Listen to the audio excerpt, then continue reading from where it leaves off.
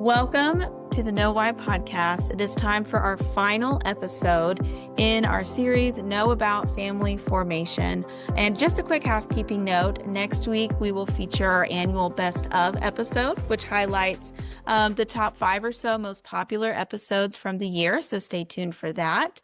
But back to this series. We started the series about 3 months ago talking about why marriage is good. And that was an episode with John Mancini, which is great. And he really talked about marriage's in extrinsic goods and benefits, which we've covered as well throughout the series, but how it's more than that. It's more than just the extrinsic benefits. There's an intrinsic good and a transcendence even to marriage. And so I love that we are ending on this note because I think it allows us to circle back and really discuss what are those transcendent aspects of marriage? What's the spiritual significance of it?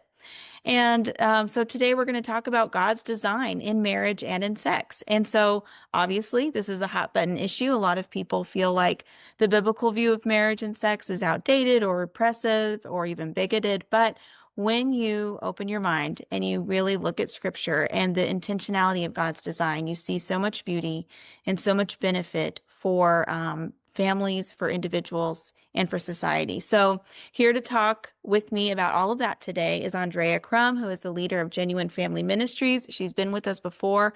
Andrea, thanks for being back with the Know Why podcast. Thanks for having me. I'm excited to be here.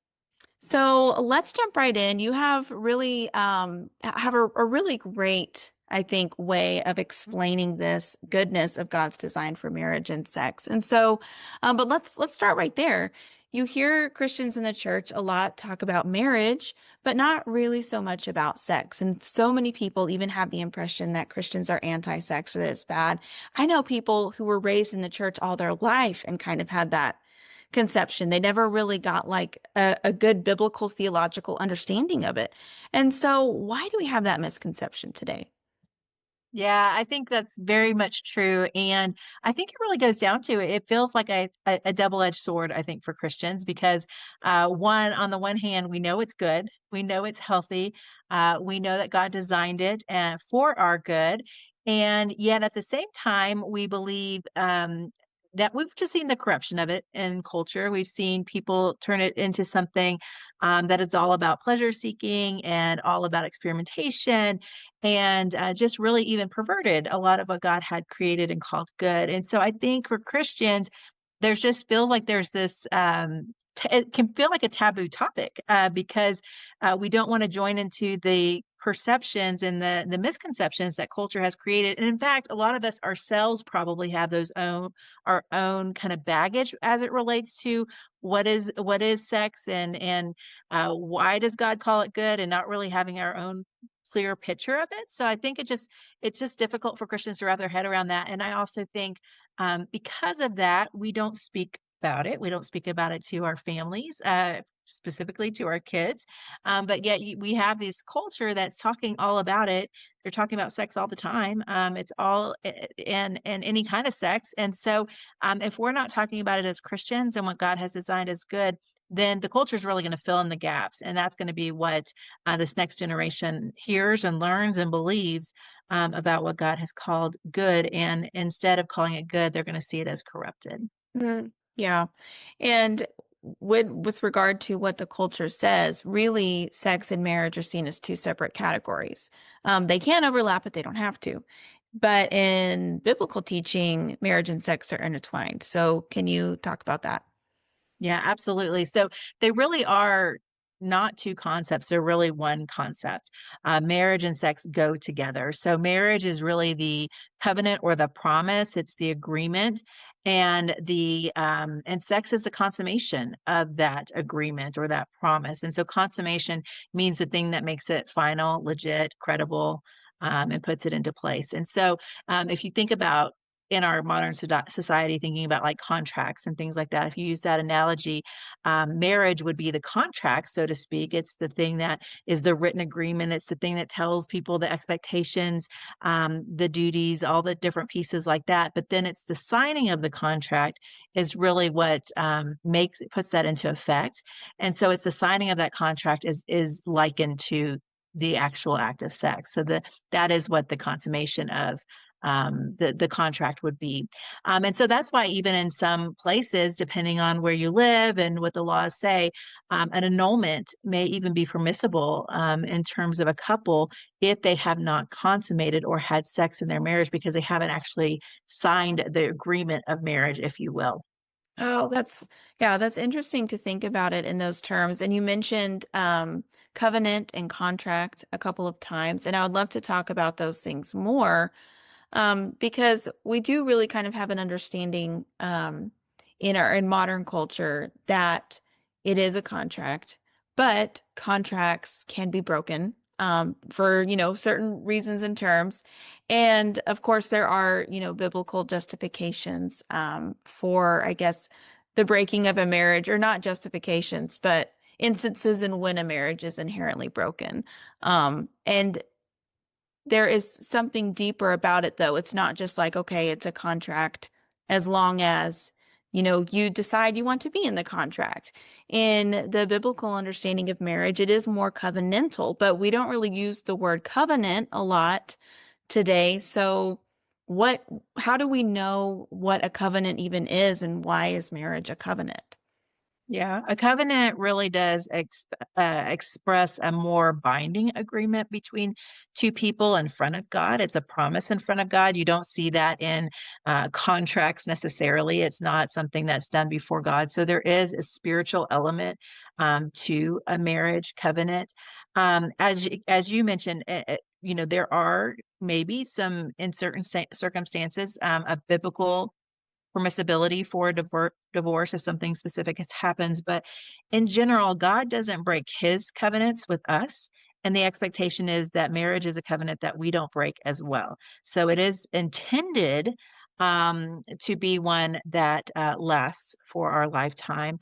And while there might be some biblical reasons for divorce, for example, that would be an exception, not the expectation of what marriage is about. Um, a contract also really does outline, the duties, the roles, the expectations of both parties, and they have to agree to those roles. And if they don't, adhere to something, if they don't do or fulfill their part of their duty, then somebody could sue them. Yeah, somebody could take them to court. Would break that contract. And marriage isn't like that. There isn't this like set of rules that we have to check a box and everybody is supposed to perform these specific rules. And if we don't, we're then able to just get out of that covenant. So there really is more of an expectation that we are have a duty not to perform, a checklist of items, but our duty is to love each other unconditionally. Our duty is to show care. Duty is to have grace with one another. And the covenant of marriage is really more transformational than like a contract, which would be more transactional. And I think that that might really help to frame what the difference is between a covenant and a contract. Yeah, that just really clicked with me. Thinking of a contract having certain checklists, and if you don't fulfill your end, then that gives justification to end the contract or get out of the contract.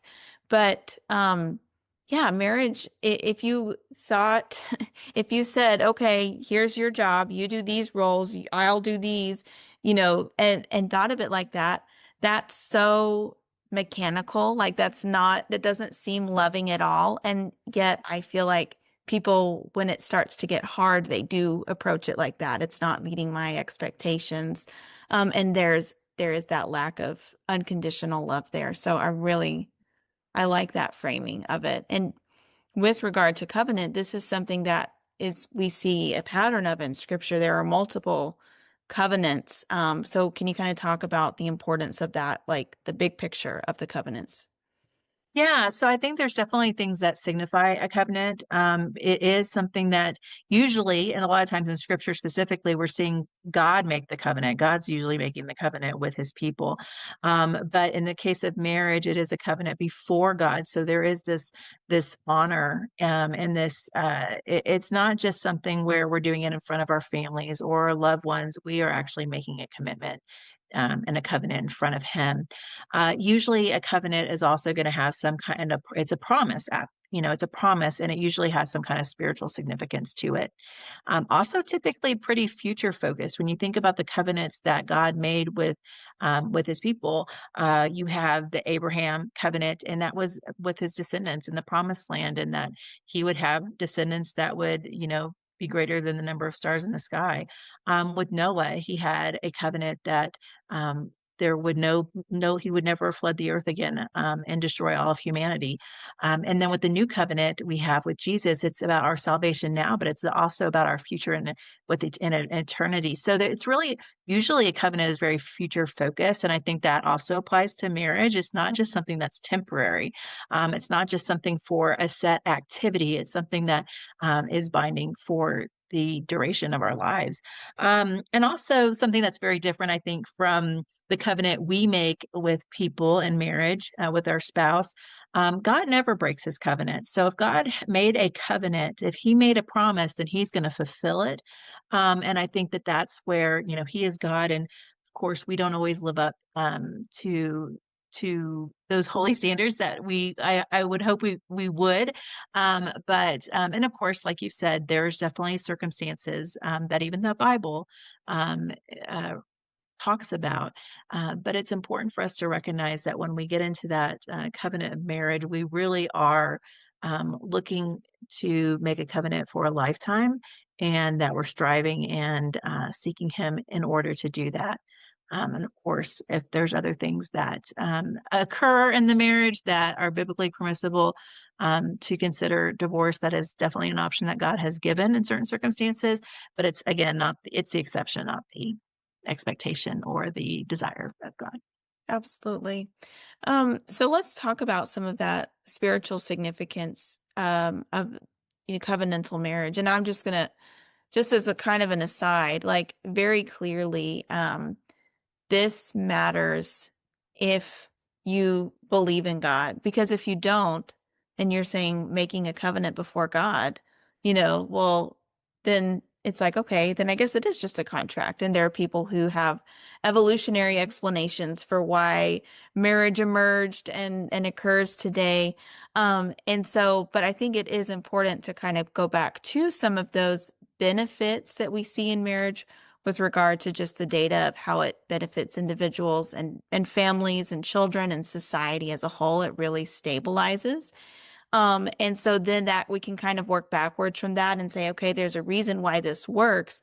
But I mean, the fact of the matter is, you're just not going to get the full significance or appreciation for it if you don't accept that it is something that is God ordained.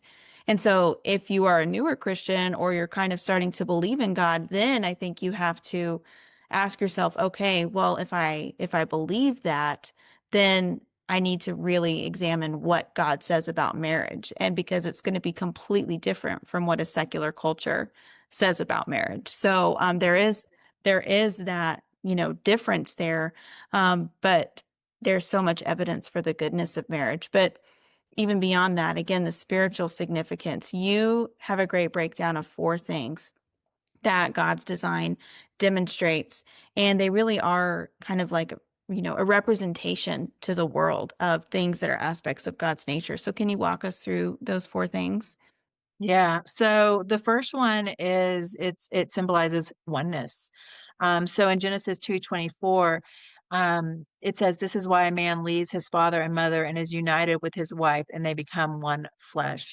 Jesus reiterated that statement in the New Testament in Matthew 19:5-6, when he said, "So they are no longer two, but one flesh. Therefore, what God has brought together, let no man separate." So the idea of marriage is that we become one. We become one flesh, and that is a spiritual, it's a spiritual significance in terms of our covenant before God, but then it's also a physical occurrence through the nature of sex itself.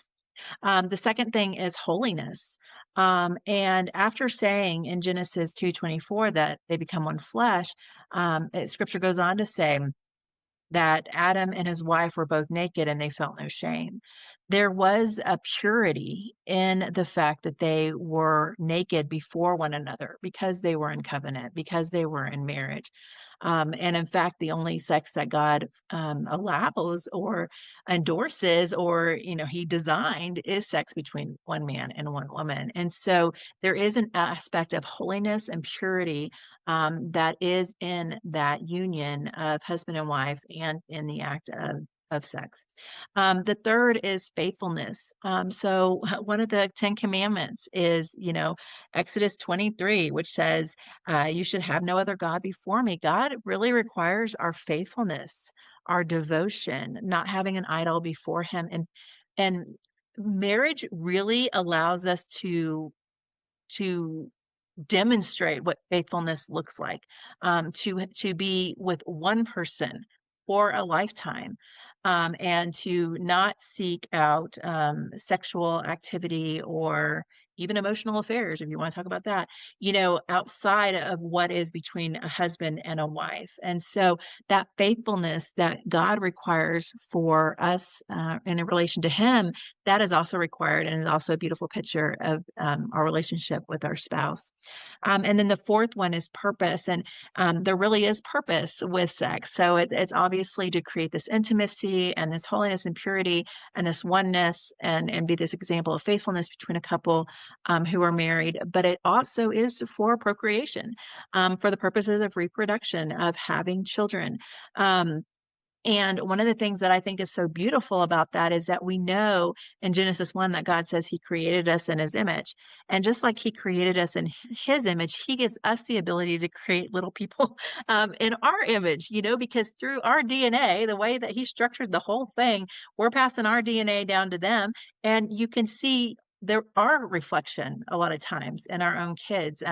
And maybe it's in their facial features, maybe it's in their athleticism or lack of athleticism or whatever their passions are and things like that. We see a reflection of ourselves in our kids. And so there is this element of that he has allowed us to create other humans.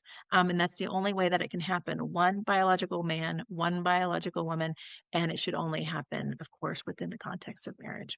Yeah, I love that, just kind of thinking every aspect of how marriage and family reflects God and the Trinity and the inherent unity that is there. Because I think it's in Ephesians where it talks about, marriage being representative of Christ and the church. And obviously, Christ is faithful to his church. And as you said, we are called to be faithful to God. And then again, like, I never even really thought of it that way. But when you have kids, they are born in your image. And so it just is a beautiful and ideally, it is the family is a place of safety and love and nourishment and flourishing that then blesses the broader community.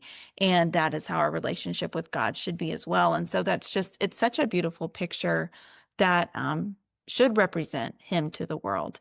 And so I want to talk about the unity aspect, though. And something I've been thinking about is how when a lot of times people synonymize ha harmony with peace. And that's, I think, a really beautiful thing to think about because harmony assumes difference. Like there are different things, but they are brought into peace with each other and it creates a beautiful sound.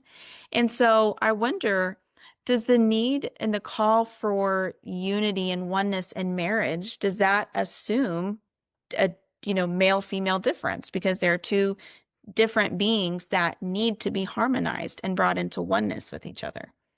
Yeah, absolutely. I think that oneness in that way, it's the idea of formation. It's the idea of not being fragmented, but of forming, and that is what that union does. And it does require two different things to come together, two puzzle pieces, if you will, to come together to create a complete picture.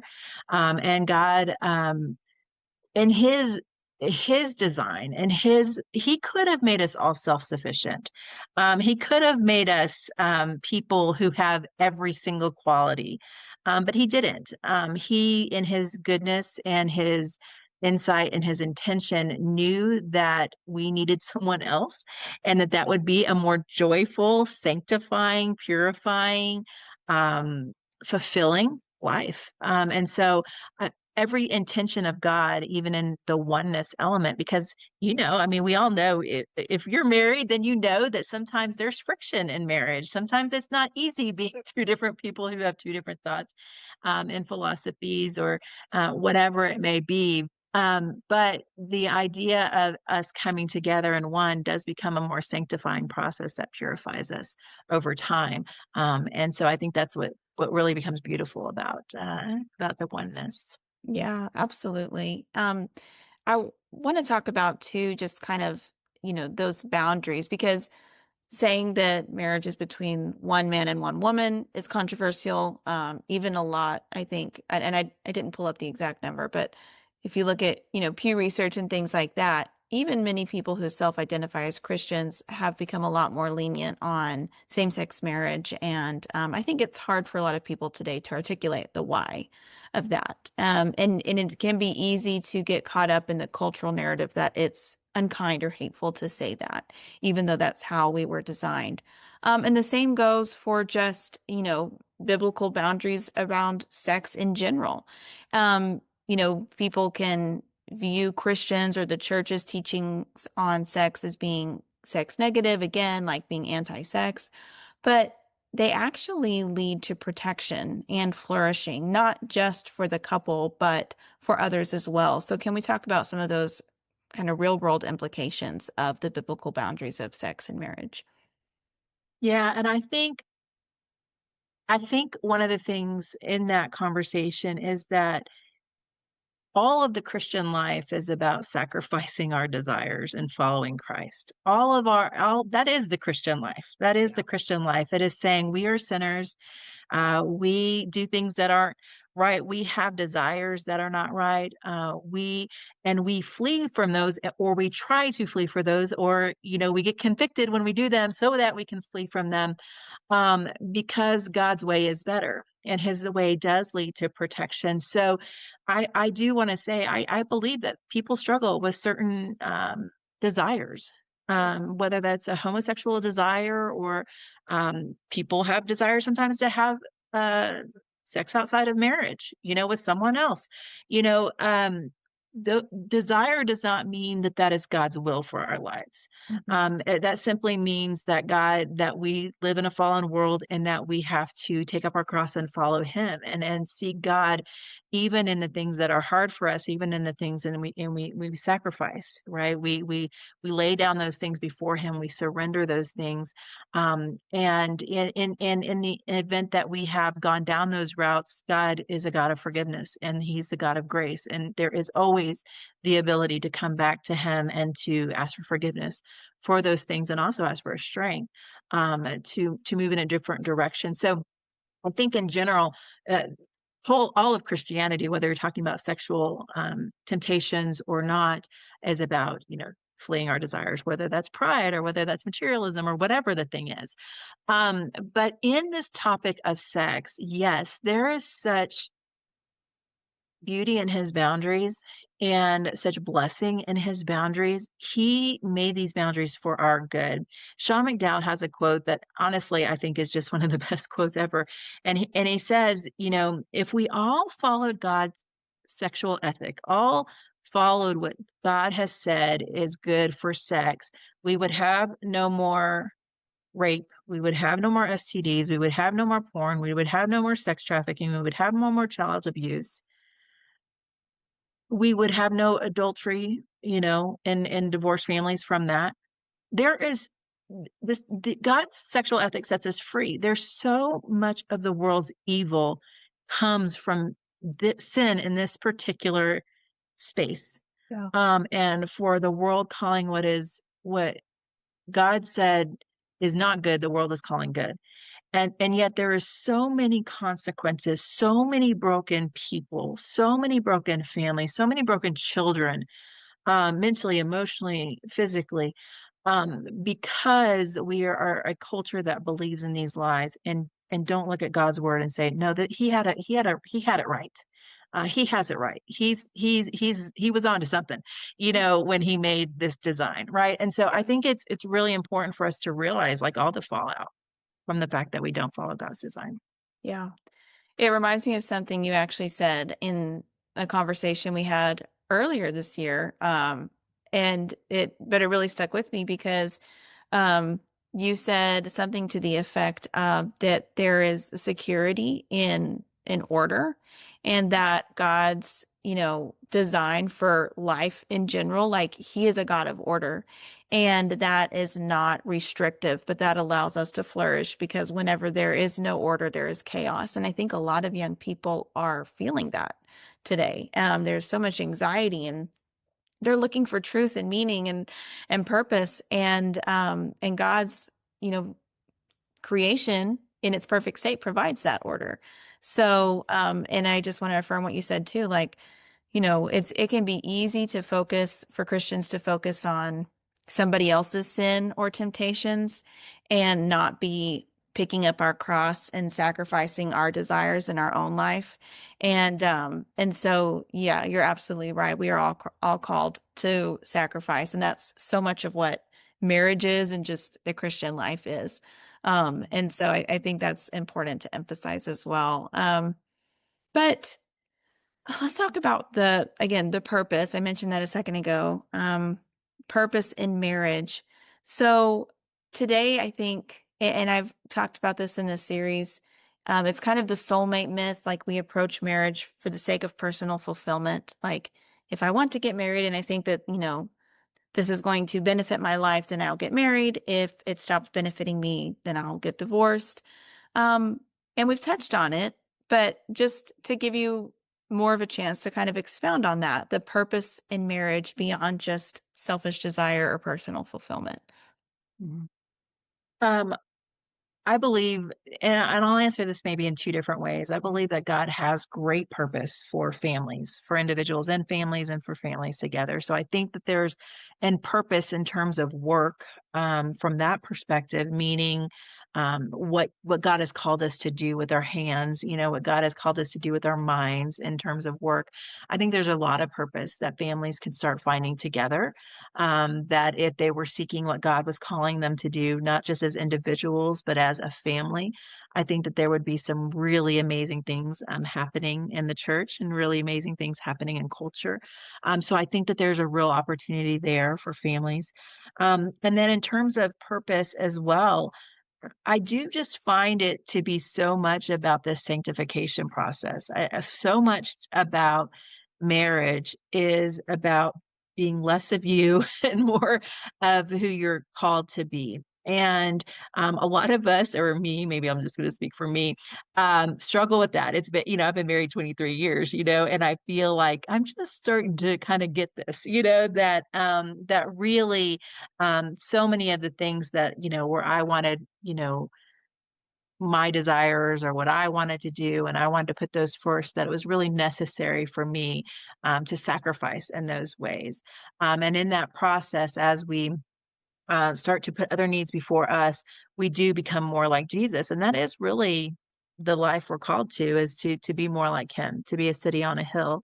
And you don't do that when you're just an individual who is going after our own desires, our own wants, our own selfish needs.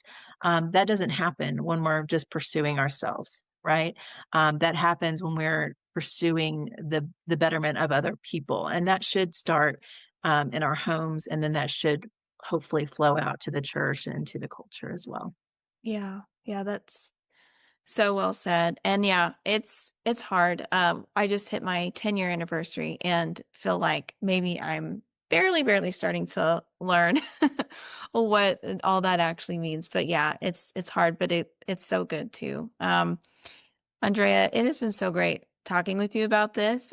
Any other final thoughts before we end, or resources that you would like to recommend for people? No, I just think marriage is so good.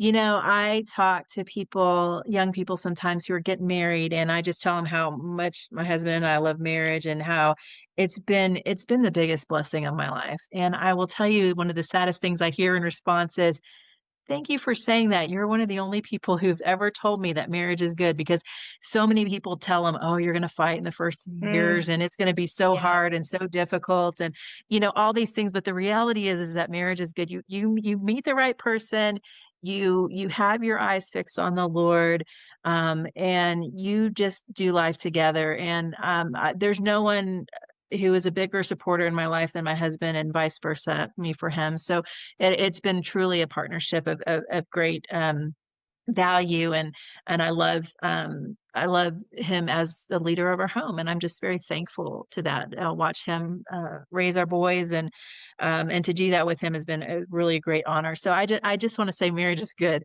and God blesses marriage. God blesses your devotion to marriage, and so it's something that should be protected and upheld. In terms of resources, I think, Focus on the Family is probably one of the best resources out there in terms of marriage, and really continuing to focus on that element. In our culture, there's not a lot of people talking about it. So I'm so glad you've been talking about it, because I think it's really important for people to see what God has in store for them, and not just for us to say, oh, God designed it, but explain a little bit more about what that actually means, so people can get their heads wrapped around it. So thank you for doing that. Yeah, well, Andrea, thank you so much for your ministry and all that you do to equip families and young people to think about these things biblically. And thank you for helping us round out this series. It's been great. So people can find the playlist on YouTube or knowwhypodcast.com. And if you missed any part of it, we covered marriage a lot, parenthood, different aspects of that. So it's all there. And I hope that everybody who's listening has a great Christmas and holiday season. And again, Andrea, thank you so much for being with us on the Know Why podcast again. Thank you, Liberty. I appreciate you.